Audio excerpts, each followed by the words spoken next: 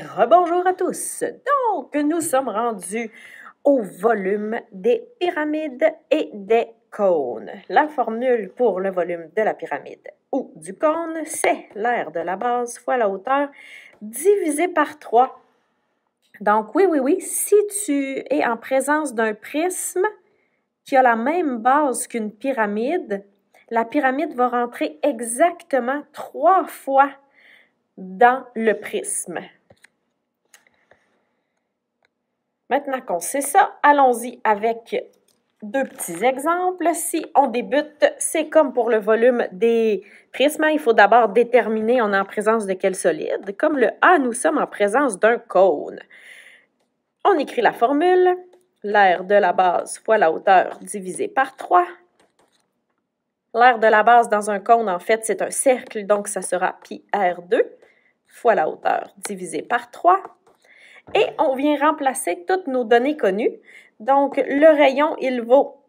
on ne le sait pas. Donc, le 3 cm que nous avons ici, c'est un diamètre. Le rayon, c'est toujours le diamètre divisé par 2. Donc, 3 divisé par 2, nous avons un rayon de 1,5 cm. Je viens le positionner dans ma formule. La hauteur d'un cône, rappel, elle part de l'apex et elle descend à l'intérieur du cône. Donc, c'est la ligne que je viens de tracer en rouge. Elle mesure 4 cm, divisé par 3. On calcule le tout, ça nous donne 9,42 cm3. Nous allons maintenant y aller avec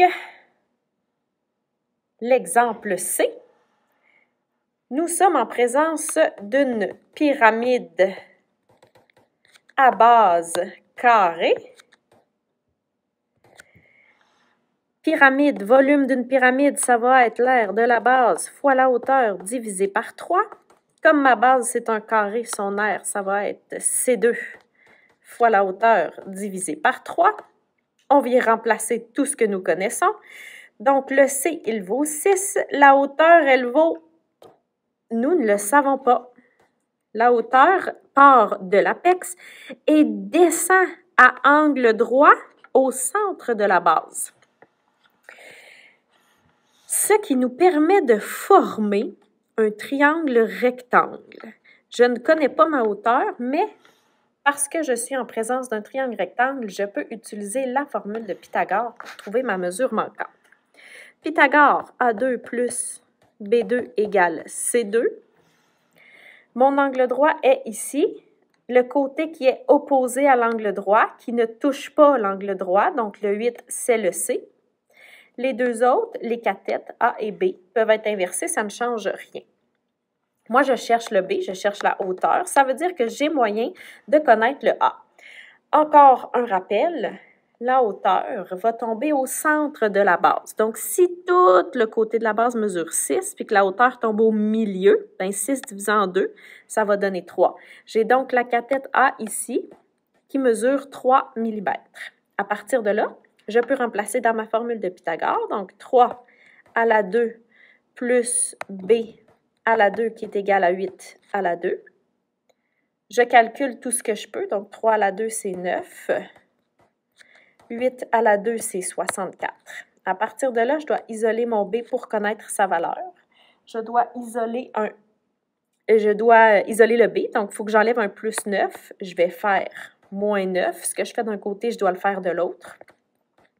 À gauche, il me reste B2 et à droite, il me reste 64 moins 9, il me reste 55. Pour enlever l'exposant 2, je fais la racine carrée. Donc, B est égal à 7,42. Le B, je le rappelle, c'était ma hauteur, ce qui me permet de venir remplacer dans ma formule de volume le H par 7,42 divisé par 3.